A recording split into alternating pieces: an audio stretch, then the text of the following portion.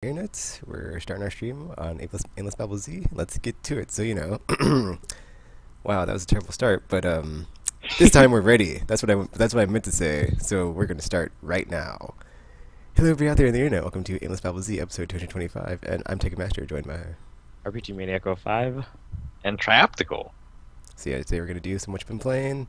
I guess we should probably talk about the format switch. So basically, what you've been playing, and then because we've been going long with what you've been playing, and then we'll just do like our own thing where we can go forever and ever into aimless territory, or aimlessville, whatever, aimless island, with the news, and be like, yep, it'll just be its own thing, and we'll upload it, and you can listen to it and be like, oh man, that was so awesome. So yeah, it's YouTube exclusive.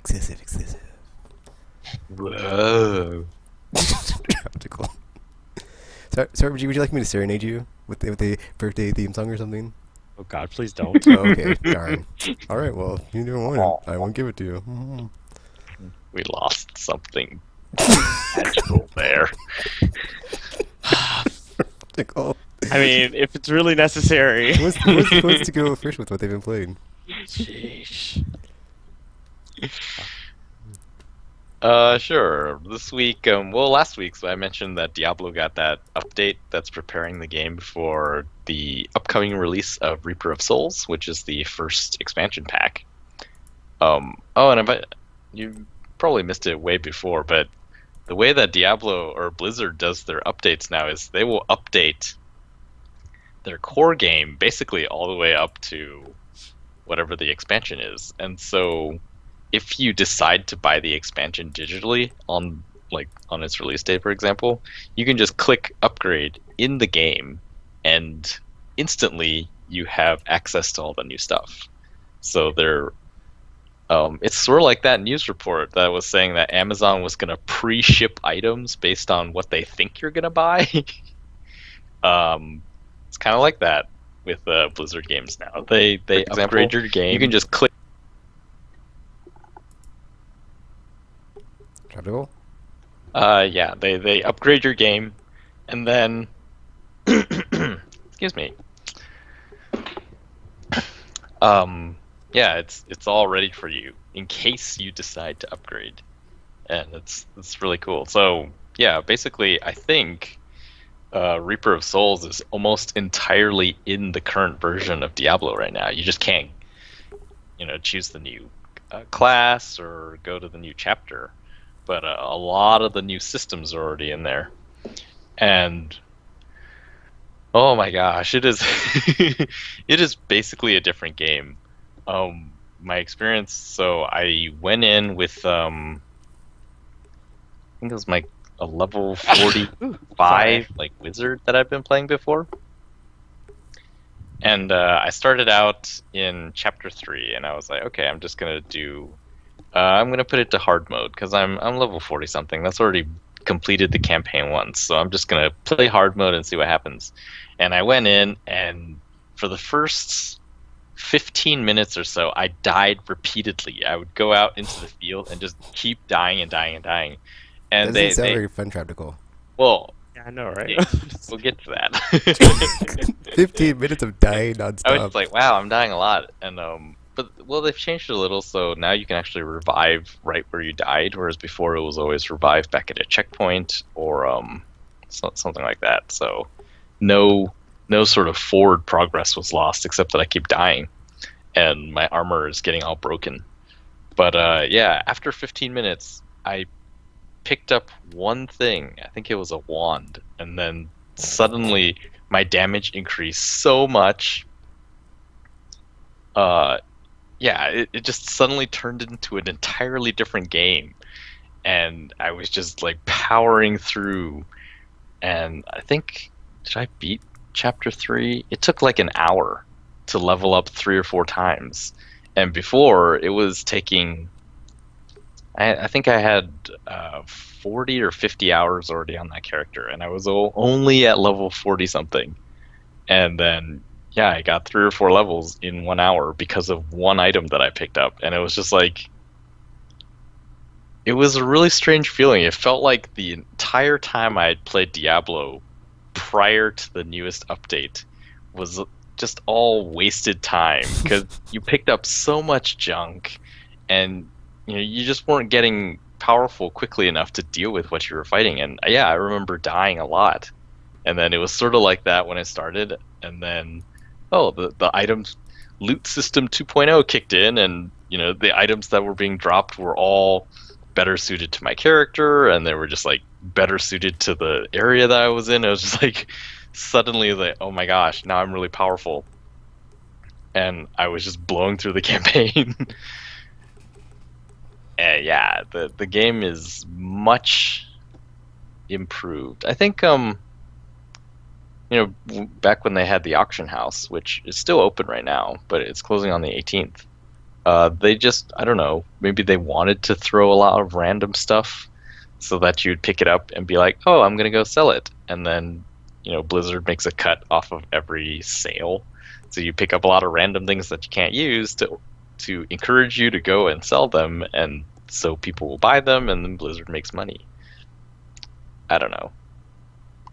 But now it's just, once that's gone, and there's a lot of items like you just can't sell anymore, or they're just bound to your account.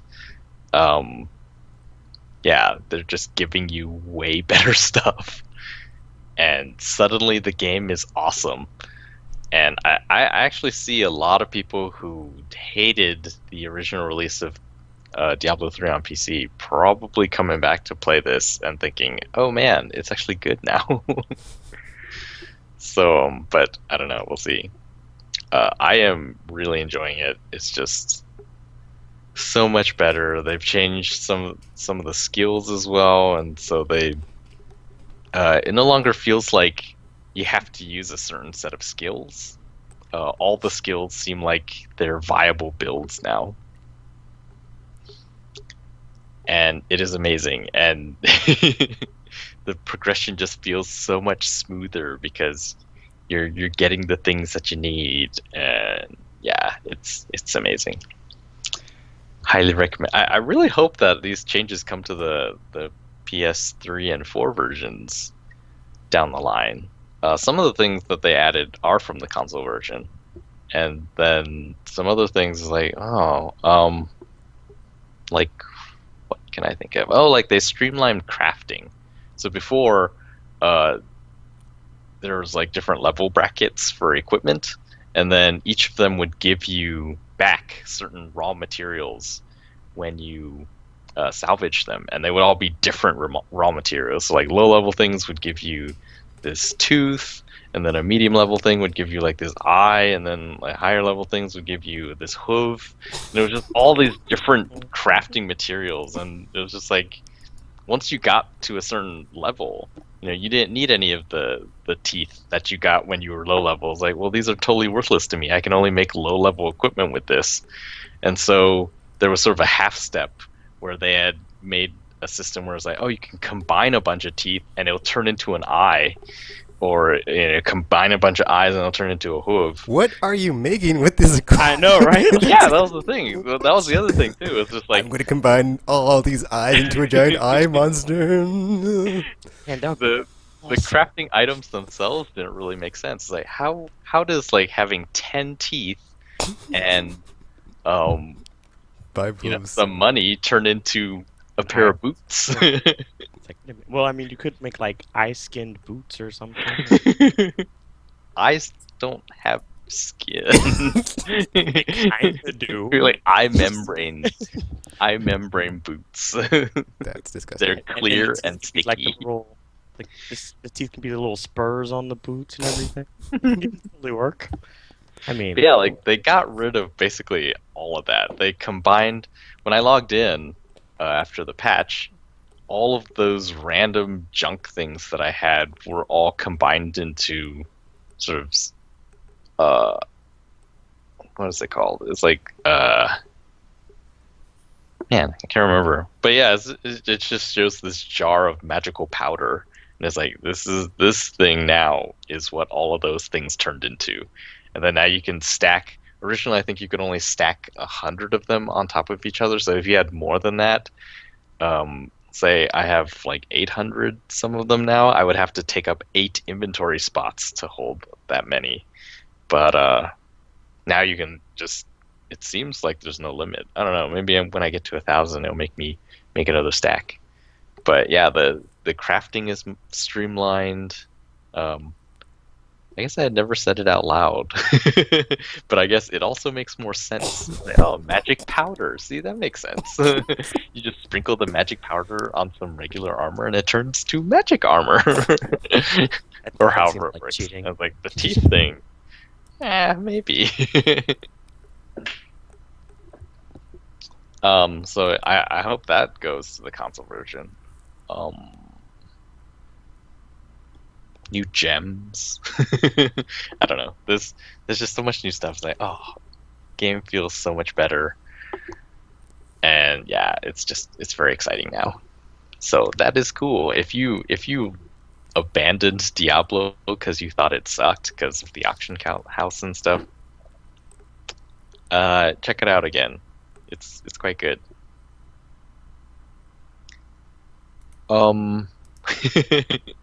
And then, so what is this? Chapter 4 of PS2 Extravaganza. It continues. So there was a shop. Anything else? Oh, jeez.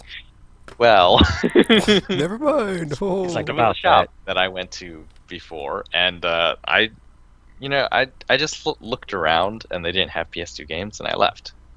Well, this time I was at a mall, and I found Rock of the Dead, which was Guitar Hero ripoff. Yeah, sort of. Rock of the Dead was there for $5, and I was like, you know what?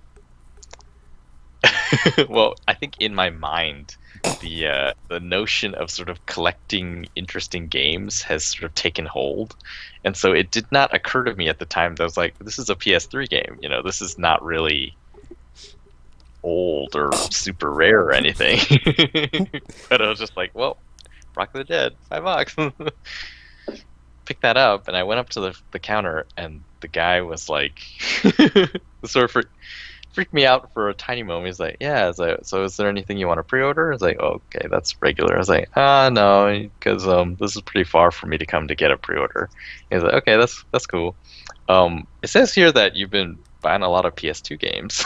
Do you want to see our list? And first I was like, you know what I've been buying? And then second I was like, wait, Yes. you have PS2 games? Like, yes, I want to see your list. No self-control That is great. at all. So yeah, I went through it, and I ended up with a few more. See, this is why I didn't buy that PS4, because I didn't want to be like Tropical. It's like, oh my gosh, See, on what some, have I become? on some, I don't think that would happen with the PS4. on some level, that is just like really weird to me that I did not know before that GameStop tracked your purchase. Yeah, Like you that, do, the I thing you mean- just look. I guess it makes sense that they just like type it into the thing and like it shows your thing to like make sure or something. But like I didn't think that they could like look at it and then be like, oh, or like use it to like have any sort of like association of like, oh, this person's doing this. Maybe I should Yeah, recommend exactly. this or whatever. I think it's a matter of most of them just don't care and just happened to run Well, into I the mean- one that was like, oh, I think it makes sense that the company does it, but it was weird that they could look it up, and it was, he didn't do anything special. He had just typed in my I just game like purchase history or something. Yeah. I card. think it's just under your phone number. And So then- whenever you look up your card, though. So Yeah, but then it was just like with Best Buy, you can look up your own purchase history, but when you type in someone's reward number at the cashier register, like it doesn't pop up like, oh, everything that they've bought. It just adds their membership number so they get points. And so Sorry. that's what Yeah. I was thinking is like, that's what GameStop does, but no, GameStop actually, I guess it pops up right there. I was like, oh, that's sort of weird, but whatever. Show me the PS2 games. And I learned that some of the stores, like, they don't have them out anymore because they're ugly. So they just have a printout list of what they have. And it was just Get like, these caseless games out of here. I need put to them in go the back back. to that other one and ask. But yeah, this time I ended up with Jaws Unleashed. why? I remember wanting to try that one. I'm just so disappointed in you, Tropical. To that one, I found something called Prehistoric Monsters. I don't No, even it's know what called that Sea is. Monsters, a prehistoric adventure by National Geographic. See, And I was like, see, it's things like this. really? At this point, he's just buying stuff. Is what's happening. It's yeah, not it's even like I have a few different categories of stuff that I'm buying. One is just sort of, I suppose, research. Like, I want to see Air quotes. yeah. research air Heavy quotes. air No, quotes. it's the C part. That's never mind. Like with the NBA and game day games that I bought, it was just like I'm interested in seeing like, oh, so how was it different before EA owned the licenses to everything? Then there's the ones that I am surprised even exist. So that's things like Sea Monsters and well, I guess I knew Jaws Unleashed existed. Just like a lot of licensed games are like that. So like what was that studio that closed? Blitz Games in the UK. They made a ton of licensed games off of like cartoons and Mattel toys and stuff like that. So some of those I've actually picked up. Like I picked up two of the Bratz games just to see is like so where did they take this? Like what Oh did my they God. come up with this property? And so this time it was things like the Rugrats game and Maybe you should just look it up on YouTube. Yeah, seriously.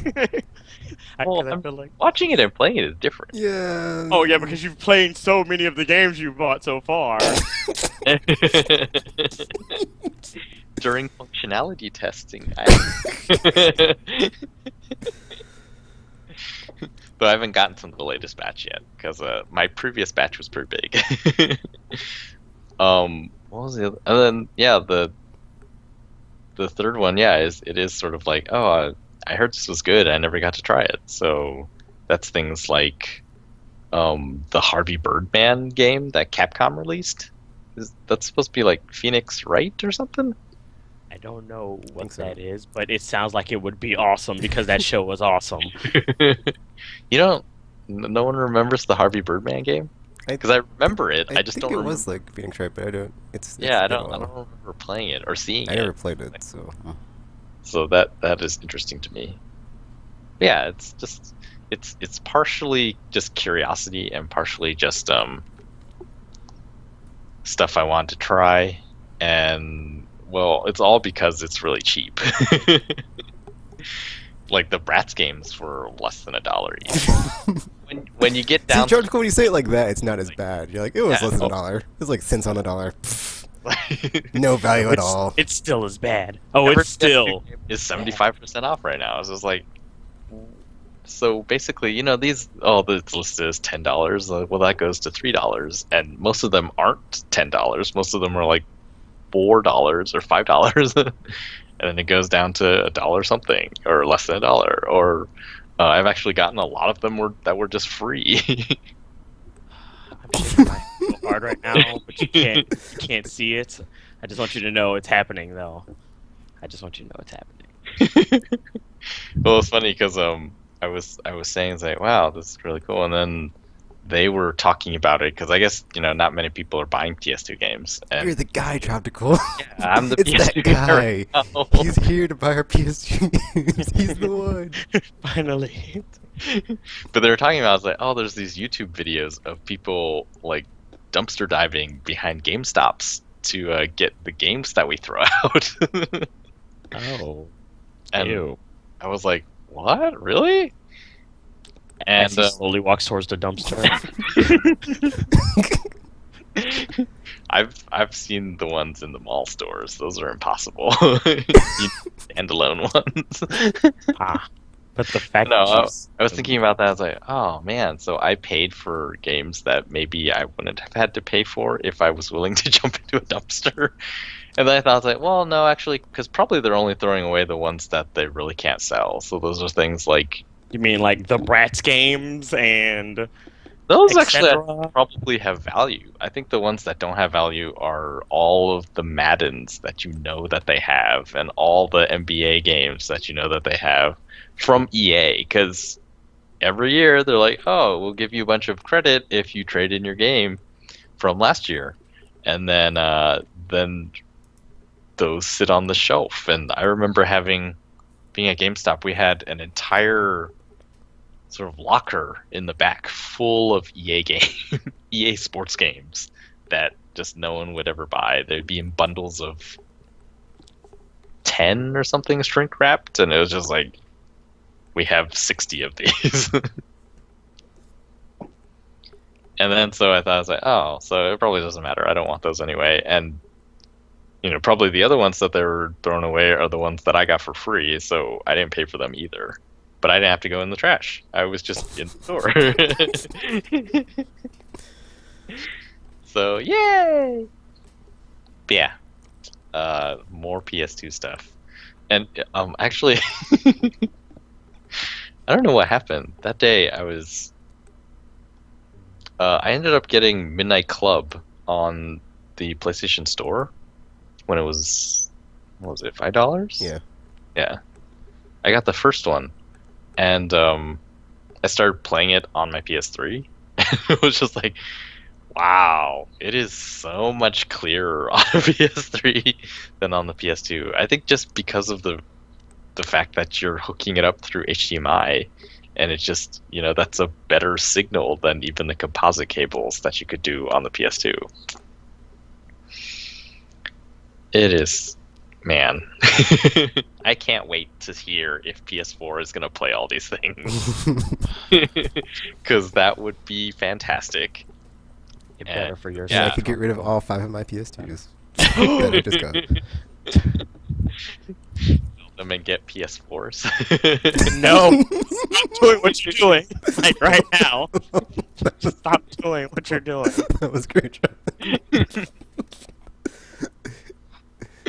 But, yeah, now I only need PS4s. But what if this PS4 breaks? I need it up. That's all digital, and then one just off for my PS2. I must forever buy stuff from Sony so that they don't collapse, so my digital games never disappear. Oh, that's a really weird thing. What was I saying? Something about you being brainwashed by the Sony Machine, because that's what's happening apparently. Well, I mean, it makes sense. Does it make sense, Tropical? That's going into aimless territory. Hey, little girl.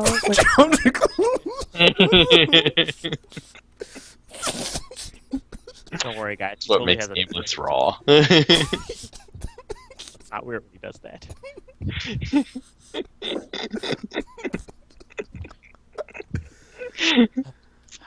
Oh man. Yeah, pretty soon she'll be opening doors, and then I don't know where I'm gonna hide to do the podcast. She's like, I see you. I see you. It's like, oh, honey, come get your baby. She's gonna see you again. Ooh. Yeah, so I don't know. There is no conclusion to this because I am actively seeing PS2 games now. There's just it's really neat to sort of look back and see what developers were doing at a different point in time. For example, there's a PS1 game I'm looking for right now called what's it called? Hang on, I will look up the name. While you look that up, Tropical, what you could do is you could, like, record some of these games that you've magically acquired, and then have your own segment on our YouTube channel called, like, Gaming History on the PS2 era with Tropical, as you talk about the game as you played, and like, oh, look how back in the day these were like this, and there's this thing that they tried to do in this game. There's a slight problem with that, because he'd actually have to play the games he's buying to do that. No, yeah, like that is the plan. There are lots of plans. There are lots of Yeah, like this is the look back thing is really interesting to me, and I've been trying to figure out, what would you want to know about this game in the here and now? We know what people thought back then, so maybe it would be interesting to see as like, okay, I'm playing this game that's clearly very old. What does it have to offer to people today? And so things like, I was playing a Medieval on PS1, and that game apparently was one of the first games that supported the DualShock controller. And they are doing some really interesting stuff with the rumble motors. Like when Sir, I don't know, his first name is Dan. When he's walking around, the rumble motors are simulating like the walking rumble. That's not how I would put it. It's like, yeah, like it's simulating his footsteps, and sort of it's this sort of light rumble that sort of alternates back and forth between the two handles. And it was very striking. And just like experiencing that, I was like, huh, this is weird. Like, I don't think people put a lot of thought into rumble anymore. Like the rumble I don't motors, think that's necessarily true. Just it depends on the developer and the game. maybe. But for the most part, I would agree it is like taken for granted, just not Yeah, all the like, time. Like I think Kojima that- does a lot of cool stuff, but like it's not a lot of developers that do a lot of cool stuff like that Yeah. anymore. Anyway, like back when it was new, it's like, oh, let's do all this cool stuff. Well, because like the rumble motors are capable of generating a lot of different types of rumble feedback, but to me it just feels like now a lot of rumble is sort of the same. It's like a first-person shooter. Every first-person shooter is like, oh, you push the trigger and it just rumbles like crazy, and there's no variation in how they rumble in different games or different guns, or I don't know. And it's like, yeah, it feels like you could do more with this. And I think people would, if it was like good enough, I think people would notice. It's sort of like, gun sounds were all kind of the same, and then you had Battlefield 3, or like modern gun sounds were all sort of the same, and then Battlefield 3, and I was like, oh wow, it just sounds so different than other shooters. And it's like, that's really cool. And so Rumble might be something that people could target. Although much harder to, I guess, put on the back of a box or put in a trailer. Anyway, wow, we went aimless quickly.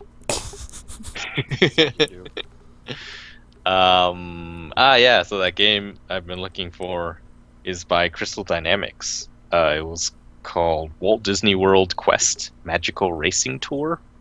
Oh my god, Disney World. Oh my god. Cool for two reasons. One, Crystal Dynamics made it, and they're behind the recent Tomb Raider games, and they've done a lot of interesting things throughout the history of their studio. Apparently, they were the first third-party licensed 3DO developer, but I guess we kind of know how that turned out. And then, but yeah, the second thing that's cool about the game is it apparently features real music from the park. Oh my god. And I'm like, oh, I want to experience that. Who wouldn't, Tactical? Who This game wouldn't? now. And, just by the title, I don't think it's going to be very expensive. Because it's just like, oh, it's a Walt Disney World license game, so it's probably going to suck. So What? You watch your no one mouth. really knows that they have a possible hidden gem with them. Just watch your mouth. Because anything Disney is awesome.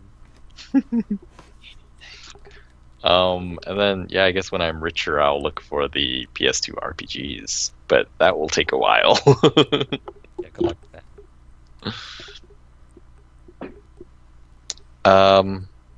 So yeah, that's I think that's what I've been playing, primarily. I.e. nothing. Because Hey, I played Diablo. There's like boring update stuff. I played Mass Effect and I haven't made any main story progress because I'm still jumping around star systems to see what happens. I'm in the one where there's like a whole bunch of Geth bases, and then you kill the Geth bases, and then they're like, oh, there's a transmission to this place. and so I'm going there now. That's the I think that's Tally's or it's like you get something special with Tally or something if you talk to her or something. I like Tally. So I'm doing a thing that probably no one here did. My team is Tally and Ashley. Using both of them for the whole game is like, oh, well, she is all tech and she's a soldier, right? So she's all combat. Yep. And then that's how I've been rolling. And I'm planning to have Ashley die at that point where she dies, and then it'll perhaps seem more tragic because she's been along the whole way. I don't know. Nah, she's just awful. She is just awful.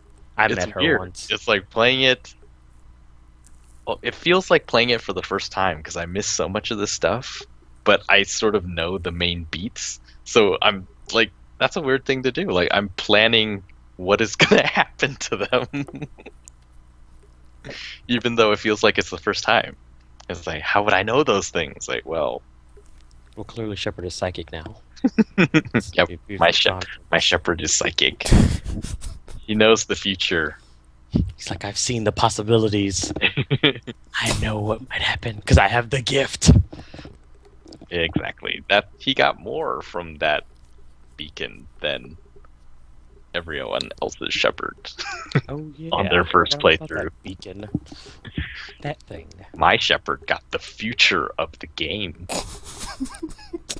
That he doesn't know he's in. It's like, Shepard, you're breaking the fourth wall, man. You're breaking the fourth wall. Why does he... Every time you get it back on the ship, the camera is always to the side. It's like to the left side of Shepard, looking at his profile. That's his good side. He's standing in front of the star map. It's just like, why is it always here? Because the camera crew knows which side is his good side. I spent so much time looking at that screen because saving is very slow in Mass Effect 1. Because he threatens everyone. He's like, if you don't get me from my good side, I'm going to shoot you all. I've done it before. Well, at least he's done that in my playthroughs. He shoots a lot of people. My Shepard is violent. Oh, I guess the other thing was I finally contacted PlayStation support because the auto eject thing on my PS4 was kind of getting crazy. So I called them, or I went on the website to find their phone number, and I just happened to be on right at the moment that they opened live chat that day. 8 in the morning here, and I was like, oh, I'll just live chat, and went through a nice live chat as they tried to troubleshoot my problem. And we went through like all these steps. So I told them, I was like, oh, I'm having issues with auto eject, and they're like, oh, okay, so is they asked me all the questions, and I was like, oh, is this wrong? Like, is it accepting the disk? Is it a certain disk? Can you launch a disk? And I was like, yeah, I can do all that stuff. It's like, so what is your problem? I was like, basically, it'll be in standby or it'll be off, and sometimes it will start ejecting the disk that isn't in there, and I'll turn it on and just continuously eject, and it won't stop until I turn it off and unplug the cord. And they're like, and so basically they told me to delete everything and reinitialize the system. No. Well, yeah, I ended up doing it. And then yeah, that was it. So they're like, okay, so if you have any other problems, just let us know. I was like, okay. So far I haven't had any problems, so we'll see how that. I'm operating under the assumption that it is fixed now, and I'm just gonna do whatever until it breaks again, and then I'm send it in. That doesn't really. I don't know if it's gonna break. Because I've been trying to figure out what the problem is. A lot of people have theories that it's because the feet on the system are too close to the eject button, so they think that the feet accidentally push the eject button, and that's why it ejects. But I've tried pushing the feet, and it doesn't do anything. So I was like, okay, so to me, I think it might be a software issue where, because the PS4 is always, even when it's off, it's still sort of on. And yeah, the system is basically always on. So if you unplug it wrong, or if you do anything wrong, like the chances of you corrupting some sort of data are actually pretty high. And I'm wondering if somewhere got corrupted, or like it overwrote the wrong area in memory or something. And yeah, it just thinks that, oh, we're supposed to eject right now, and it does it. And so I'm still thinking it might be a software issue, but I don't know. There's no way to really prove it. I mean, I guess by reinitializing the system and then it not having problems, that seems to suggest that it was a software issue. But yeah, so now it remains to be seen if I will be able to have that error again, unfortunately. Dun, dun, dun. I know. Because I wanted to wait till the end of February, because I was having a lot of fun getting the daily battle packs from Battlefield 4. And then February ended, and, you know, coincidentally or not, it started auto-ejecting a lot more. And I thought, oh man, it's really busted now, so I'm going to contact them and hopefully get it back before Infamous comes out on the 18th. But now that's probably not going to happen because they refuse to take my system. Or I don't know. I didn't ask. But yeah, it wouldn't make sense to send them a system and it's like, we can't find any problem.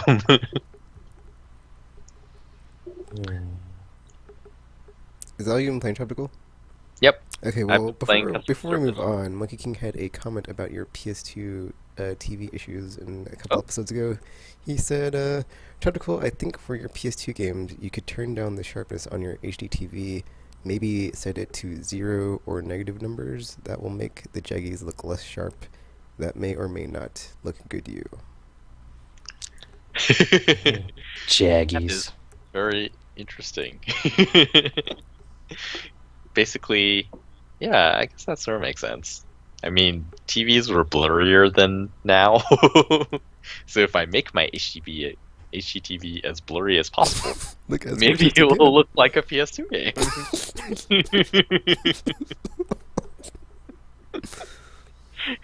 Well, the thing I'm thinking of right now is if I had lots of money, I would just go out and buy a tube TV from somewhere, because probably those are unwanted anymore. But the problem with that is, yeah, they're unwanted. I don't really want it either.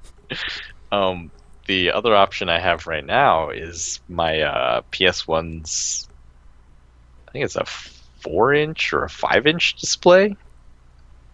Everything, like the PS1 games look really good on it. And I think it's because it's really small. And so I'm wondering, is like, maybe I should just hook up my PS2 to that display as well, and then just play the games on there. If it is hurting my eyes. But then it's a 5-inch screen, so that's really small, and that might hurt my eyes. Plus I can't record if I'm going that route. But that is an interesting suggestion. I might try that. You might try that, guys. You might try that. Alrighty, so what have you been playing RPG? Oh, you know, the usual. After I finished up Danganronpa, I started the school mode of it, which is like not killing everybody. Apparently, it's like what would happen if they didn't have to violently murder each other, And which isn't as exciting because it's like now there's not a body count. So where's the fun in that? But so now it's more of like Monakoo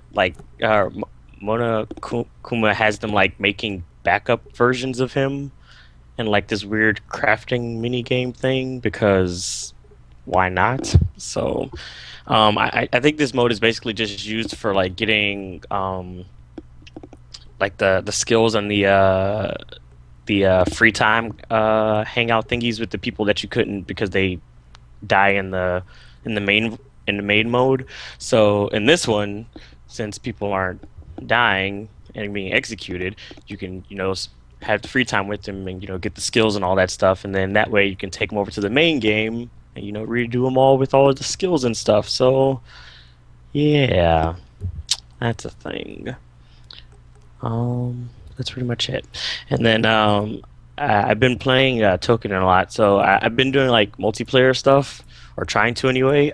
There was like some crossover DLC that they just updated with recently that was like Soul Sacrifice crossover DLC, and they had Cerberus as one of the boss monsters, and then there's like another one with Cerberus and another one of the big bosses from the Toukiden game itself, where it's like two of them. I mean, Cerberus is hard enough by itself, so I haven't even tried the tag team one, but yeah, that I have not finished any of the DLC ones because they are not easy to do at all, even with like a bunch of good team. Did you just say members DLC? and stuff. Yes, I did. Was Well, it I mean, free? I didn't buy it. I was about It's to free. say. I thought you were I mean, mean, no, it was free. So that's why I have it. But yeah, so it's like, cause I don't know, even with like pretty, I don't know what other, like if other people's weapons are good or not, cause I only use like the scythe and chain thingies. But it's like, man, some of these like these missions are like, or these demon thingies are hard, and it's like, why won't you die kind of situations. And I mean, before, like in some of the earlier ones, it was like it's like, man, I mean, because like in addition to your weapons, you have your Matama abilities as well, so you can like pick from it's like they have attack, defense, speed, spirit, healing, luck, and space, I think it is, types, and each of them have like their own like special abilities that you can use. I've been using like primarily using like the luck Matama because it lets you do like random skills from all the other ones. So I like to push my luck and see if it works out. So I mean, you can never go wrong. But it's just, man, these things, they just, yeah. So I ended up going back to the single player after a while, and then just like going through the story and everything. So I was like, maybe I can just unlock stronger weapons or something. But man, I kind of wanna beat these DLC monsters to see what kind of stuff I can craft from them, because it's like, it must be awesome if they're causing this much trouble. So, because I've tried on multiple occasions with different groups of people to tackle like even just Cerberus, and yeah, he's even more of a pain in this game than he was in Soul Sacrifice, and I can at least solo him in that one. So I don't know. And then finally, I've been playing Bravely Default. I finished up the Water Crystal. Was the second one? Yes, because I finished up the Water Crystal quest.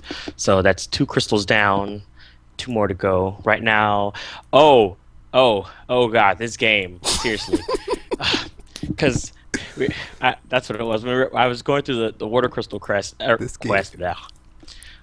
Seriously, it's like, and I think this is one of the issues I had with like Ni no Kuni when it was out, and how roundabout some of these quests are, because it's like, why are we going through this? Because like, even when you get to the temple, which was surprisingly not difficult to do at all, we get there, and then the Agnes is all like, well, I could awaken this, but it's the water vessel's job to do this. And I was like, are you being serious right now? We're like standing right here by the crystal. Just do it.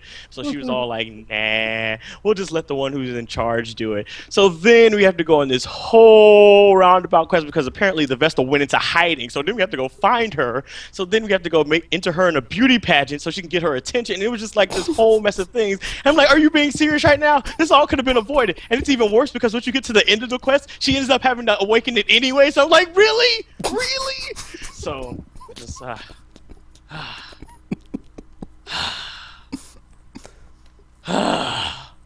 seriously, I just, man, because at that point I kind of just wanted to punch something or punch somebody, Cause just like, cause even like the little fairy that follows you around, she kind of pointed out how pointless that was to begin with in the first place when she first suggested that they go find the water vessel to do it. 'Cause she's like, are we really doing this? 'Cause this seems like a roundabout way to do it. I was like, yeah, I know, right? But yeah, that didn't stop anyone. They still did it. So there were like several hours wasted just for the same result. So good job, team, on that, because we could have avoided all of this.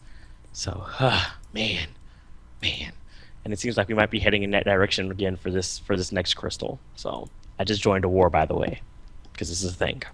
This is happening. Joined a war. Yeah, because apparently you get to the next crystal, and there's like these two factions or something fighting or something. And initially, Agnes is for once thinking, and she's like, "Oh yeah, we should probably not join this thing." And then everybody's else like, "Yeah, we probably should because why not?" So. Guess what we're doing now? So, yeah. Now we're joining a war. So, that's a thing. Seriously. Why? I just feel like when the world's like in peril, you probably shouldn't be out gallivanting and, entering beauty pageants and picking sides in wars and all this stuff. It's like maybe we should, do what we came here to do and get on with our lives. But no, we can't do that because that would make sense. We're not allowed to do that. So, yeah, that's happened. This game. I just want to punch this game in the face so hard. But what I do like about the game, though, are the classes, because there's so many random ones. So it's like, so at least you get to play around with stuff. So I unlocked a good chunk of them now. I think maybe I don't know. There's still like more. You can kind of tell which ones you're gonna get soon anyway, because like you get all the classes from like side quests and bosses, or from the bad guy army of the game. So whenever they introduce like one of the generals or something, you kind of know what class you're probably going to be getting next or soon, or in that general area. So I should be unlocking like the ninja class and the solve maker class and the singer class soon-ish. So yay! Oh, and I think there's also a pirate class, because there was a pirate, and he was at one of the meetings. So I'm assuming pirate. So we're gonna be. Because, I mean, why not? And this is why we need another Final Fantasy Tactics, so we can just have even more ridiculous classes added on top of the ones that are already there. I know. And a calculator. Because, I mean, I will give Square Enix this. They do, like, just making up classes whenever they can, so that is, yeah. In fact, they could make their own Final Fantasy X-2 strategy RPG with all their weird dance sphere classes. Yeah. I would buy that. What can I do for you? Actually, I did play that a bit, Final Fantasy X, because I wanted to make a video before the remake came out, but I haven't put it up on the internet yet, so... That's like one of the best openings they've had for any Final Fantasy ever. I just want to put that out there. I don't care what anybody says. That opening was awesome. Cool. I'm not going to say I disagree, I'm just going to say it's kind of different tone, just saying. You can't disagree. I mean, in all fairness, after all Yuna had to go through in that last game, she deserved a concert. Well, had that actually been her, but still,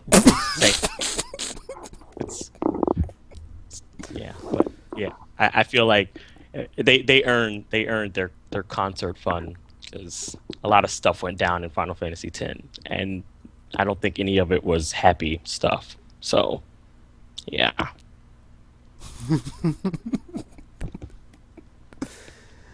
Have you been playing anything else RPG? Nope, that's it. Alrighty, so I've been playing not Final Fantasy. Nope. My brain. I've been playing Fix it. Front Mission 3.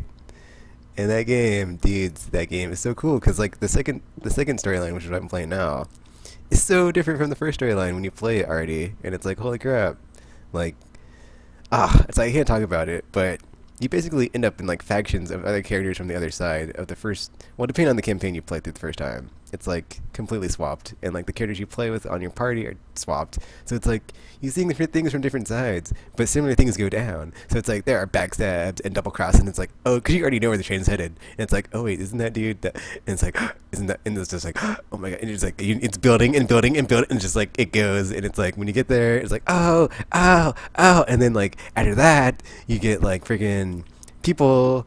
And like stuff goes down, and then it's cool because the settings are completely different. So it's like the different. I'm sorry. Hoo ha. Tekken. Okay. So the settings in the game, like the stages you play through are completely different. So it's like I don't know how long the campaign is, but it is long, dudes. So it's like you get 40 hours and like 30 however many stages, like. So it's like just double. It's like a double awesome Sunday of awesomeness. That's what Front Mission 3 is. It's a giant robot. It's like, oh, would you like a Sunday? It's like, yeah, I want a Sunday. It's like, oh, here you go. Here's double because it's so awesome. It's just, oh, so good because like it's double everything. It's all awesome. Just like, oh, just. And then I am like so committed right now to playing Front Mission 4 because I have it on PS2. I just not get around to it. So I will when I finish this game in the future sometime because I'm not gonna do it right now because I got no time. I will come. I revisit Front Mission 4 because I've got the mechanics of the game down where I understand what's going on, and I don't know what they did add on top of 4, but it shouldn't be too crazy going in now that I know just what is going on in Front Mission, like how to play it, and like I've been through the ropes, been through the ringer. I got this down, so I'm good. I'm good to go. So Front Mission 4 in my future sometime.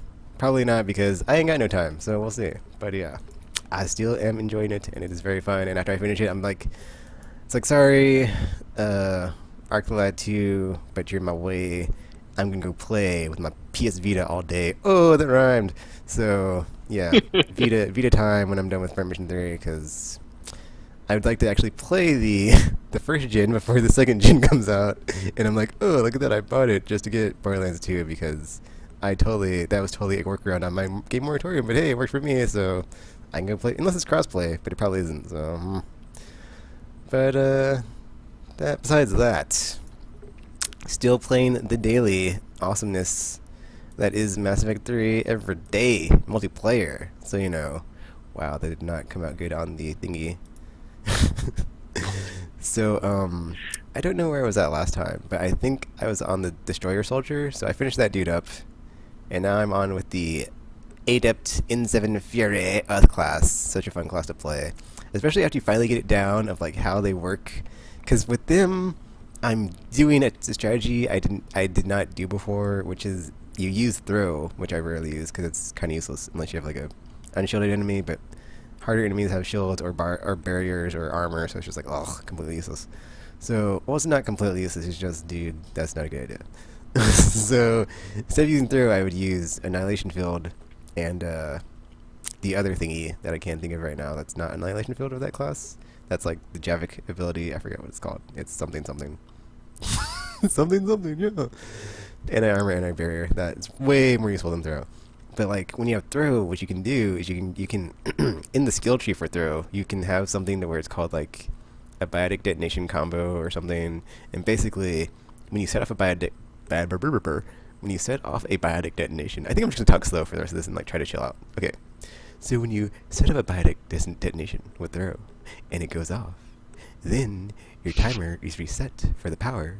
You don't have to wait, and you can instantaneously throw out another throw. So it's like, and then you get another thing like instantly. It's like, oh, and you can just keep chaining it if you have multiple biotics in the same battle.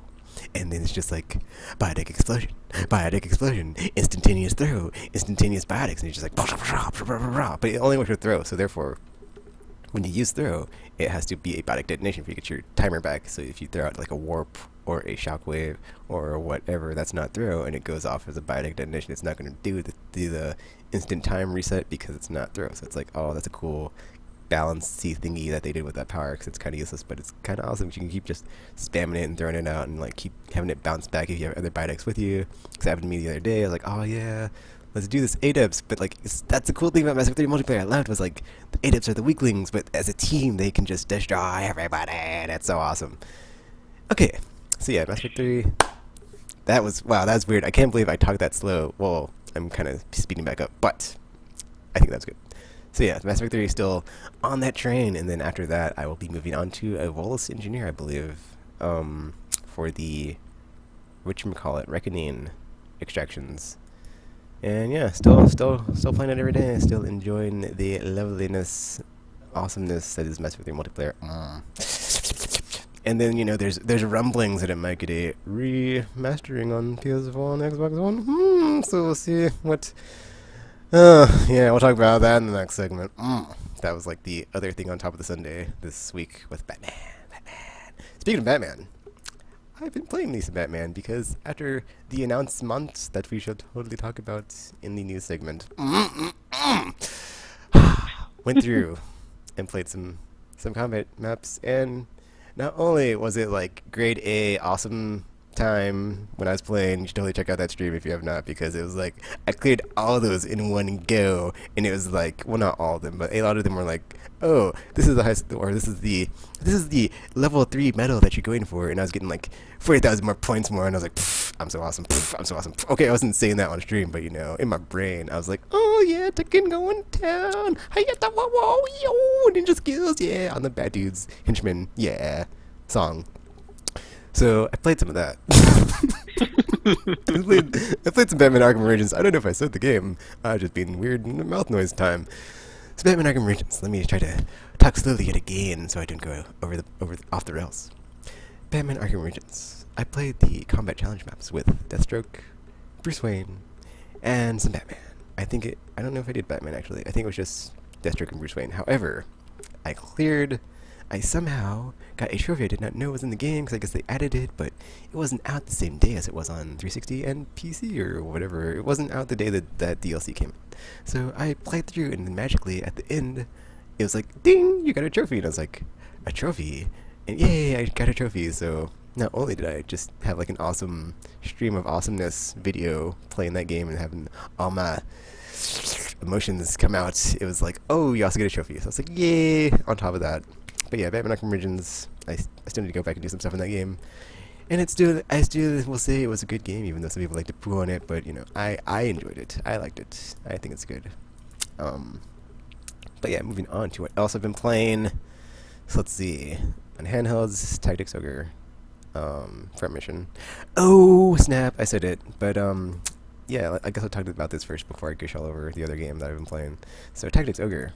I finished Final Fantasy Tactics, The War of the Lions. And I said it was like Forrest Gump, the classical, you can always come back to it, and it's always good. Well, Tactics Ogre, dudes, it was crazy, because I go back to play this game, and then my brain is having all these like as you get into it, and I feel like I'm Alice falling down a rabbit hole, and I'm like, I forgot how much depth there was in this game, because it's like the menus, once you get into them, it's like you cannot escape. I'm just reading all this text and like looking at all this stuff, like, oh, look at all these skills. Oh, look at all these skills I forgot about. Oh, and like just in my mind, like as I'm reading them, it's like triggering the, oh, this would be a good setup for this class, and oh, I should have this equipped with this ability and this gear, and it's all coming back, and just like, oh, Tactics Ogre is like, I don't know if I can say something that's age appropriate about Tactics Ogre and what I feel about it, so I would just say this game is amazing still. So Tactics Ogre, you're a winner. Keep on winning. And it feels good to be back, Tactics Ogre, with you and be all playing all the time. But yeah, I'm doing that daily now, which is, if you didn't know, Tactics Ogre is like one of my most favorite games of all time. So you might have some fun comments in the Let's Play on my YouTube if you want to check that out. Just so but I'm on like third stage or something. So about to go to Kisara or Kisaro Desert, whatever town, and liberate it from some bad dude. After we liberated Duke Romney from the castle.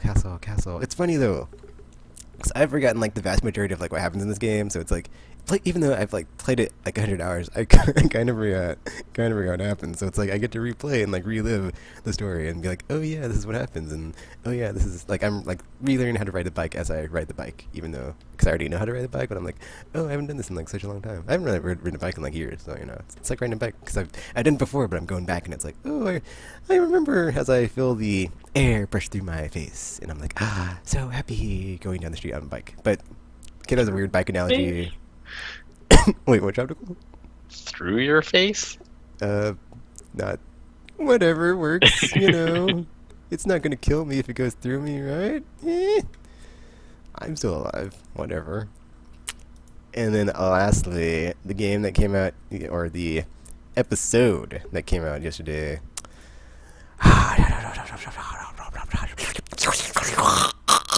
So yeah, Walking Dead Season 2, Episode 2. Oh my gosh, oh my god, oh my god, oh my gosh. Oh, so good, so good. Chaptical, did you play it? No. Oh my gosh, Chaptical. RPG, are you playing this game? RPG's, okay, RPG's still, whatever. RPG's gone, whatever. That's cool, no big deal. So yeah, dudes. See, the thing about this game is, like, I feel I have to play through it twice to see, like, what is different. Because it's, like, it feels like it could be so different. And, like, I want to see other, like, I think I'm just going to go to YouTube and, like, see other people's playing it to see if it's, like, because, like, this one's, like, the branches that branch. The paths that branch off seem like they're very, like, variant. And, like, you could have so much, like, different things happen. So I'm really interested to see, like, if you can go through and have stuff be so different. Because I feel like you could... and like everything that happens is still so tragic at like the parts where stuff happens and stuff goes down. It's like, oh my god, it's like this episode was like the juxtaposition of that, because you had this crazy stuff going down of like just, oh my gosh, did that just happen? And then you get a certain scene that happens where it's like, oh, you're that person from that time, and it's like, oh, happy day. But then it's funny because Telltale's evil, because they totally have like the pacing of like Roller Coaster Town. Very, very reminiscent of the Walking Dead, or not Walking Dead, but The Last of Us style, where it's like, you know, you have a chance to recompose yourself and catch your breath and be like, everything's cool, and then you're punched in the face. You fall out of your chair. And it's like, oh, I'm sorry. Did you think you were comfortable there? No. It's like the status. Like, I can still say I love this series and this game because like the status quo there is no status quo. Everything is always changing, and you cannot adapt. Like you think you know what's about to happen. You don't know shit. You think, oh, we're safe. You ain't safe. It's funny because my Clementine that I'm playing is like, you know, you get to say things that you've been influenced by Lee, and like, you know, I totally went renegade off the reservation when you get to talk to this one character about stuff, because like I don't know, this game has it's killed all the bunnies and rainbows that I had for like hope in this universe. And I'm like, we're effed, dudes. We are effed. It's like it ain't getting better, and I've just been driven through the ground, gone through the ringer, and I'm like, sorry, dudes. No. We're all effed. We're all effed. There's no getting out of this. We're all effed. There's no happiness here.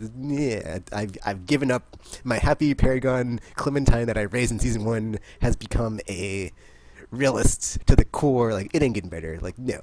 And then it's even funnier because like I look at my choices from episode 1. You played episode 1, right, Dr. Yep. And then one of them is a mercy killing, which I have gone on about on the podcast before, but you know where I stand. I don't do that stuff. And like, let's just say I was in the minority with 9% of people. So therefore, 91% of other people did not do what I did. And I was like, oh, well, all these other people I play this game, or it's weird. It just made me feel like, you know, I am in the minority. I am, because, you know, everybody else that plays this game are just murderers and killers and would do this thing that I would not do. And it's like, I can talk until I'm blue in the face, but I will never believe in doing that. I will never do it, even if I'm presented again in season 2 to do that. And I'll be like, no, I can't do it, dude. Sorry, I'm not gonna do it. And you know, I will stand my ground, even if 91% of people. That made me feel really weird when I saw that statistic. I was like, wow, I'm really in the minority on this one. That was great, because no game has ever made me feel like that before, just from like random statistic from a game. But I was like, whatever, dude. I will stand by what I did, and, you know, I will not do it. And then the other cool thing is, like, the way episode 2 picks up is, like, the decision that I made at the end, when I first played that, I was like, oh, I felt, like, sick in my stomach for, like, a week. And then it's, like, when it picks up now, I'm like, oh, I get, like, a fresh breath of air of, like, I did the right thing, because I feel like if I did the other thing, I would have been in like a dire situation, and B, it would have been so much more tragic in that scene of like the I don't even want to imagine it. I need to like watch someone else's YouTube video to see if it actually is that crazy. But man, Telltale, just hats off to you dudes, and ladies, because man, That was really good. Opening scene and like so good. And just the whole thing throughout was so good. And just you think you're safe, but you're not safe. Oh, and then they did something else again, where it's like they did something completely different from the first season, where something happens that didn't happen. And it's like, oh, what's going down? So, yep. I only have like one regret of like that whole episode was like something. It's so funny though, just because like the way when like it says, you know, blah blah blah. Well, remember that there's like only one thing I said that I wanted to say but I didn't say, because like it was someone asked me something and I said I had a chance to say, you know, blah blah blah saved my life and I could have redeemed them, but I wasn't thinking. I was just thinking short term of like what they had just done. So I was like, oh, blah blah blah got drunk. So that's the one thing I wish I could take back, but you know, whatever. So. But yeah, Walking Dead Season 2, just buy it, play it. It is play Season 1 first, and then buy and play Season 2, and you will not be disappointed unless you're an alien and you have no human emotions and no soul, and cannot emote or feel any empathy for the others of your kind, and you should go die in a fire. I mean, that's too bad for you. But yeah, besides that, I played some Grand Theft Auto 6, but nothing there, just you know, daily playing it and seasonal events, blah blah blah. But Walking Dead, so good, so good. It then like it also reiterates to me like as far as like why I still think, or why I still prefer Walking Dead over The Wolf Among Us, because it just has that just the punch in the face, man. Just the stuff, the decisions you make, and like it's so dire versus, you know, The Wolf Among Us is like I'm out to solve this case. Walking Dead is I need to effing survive, and I will do what I need to do to survive. So yeah, one's way more extreme than the other, but that's my thoughts on that. And that's what I've been playing. Whew, Walking Dead. Man, that game. Man. I wanted to play it so bad. But aren't tactical, don't worry.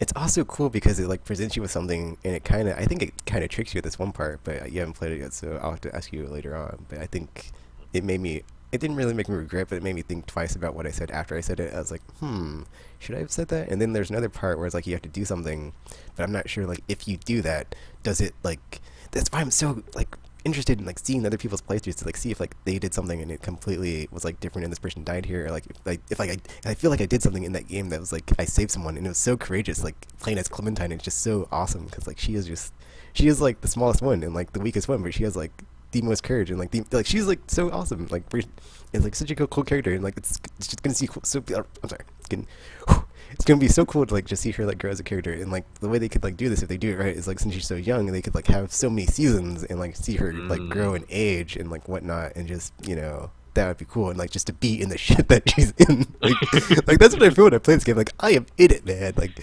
I'm going through it, and it's just the freaking post-apocalyptic zombie apocalypse is just it's just crazy, and it's just like, you know, man, this character's so good, so good. Walking Dead. Awesome. But yeah, that's all I've been playing. Cool. So is that it then? Yep. Is it cut and then We will be ending the first section of the podcast here, or the live section, and then I guess that'd be the official podcast. I guess until we figure it out, it's like, yeah, this is like the what you've been playing, and then we'll come back with the news, and the news will be its own thing somewhere else, and then if it's short enough, we'll combine them. So yeah. So I guess what outro here. Cool. Yeah, that video stuff that we're talking about in the beginning, if you want to see that, if it comes out ever, check us out, aimlesspodcast.com, on YouTube, Facebook, Twitter, iTunes, and Twitch, obviously. Hello! And, yeah. Will I finish Mass Effect next week?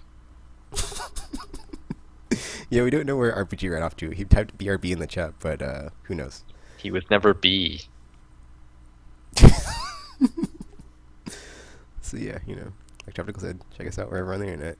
And thanks for listening or watching on the internets. And, you know, until you see or hear from us again, we're now signing off. See you later. Bye!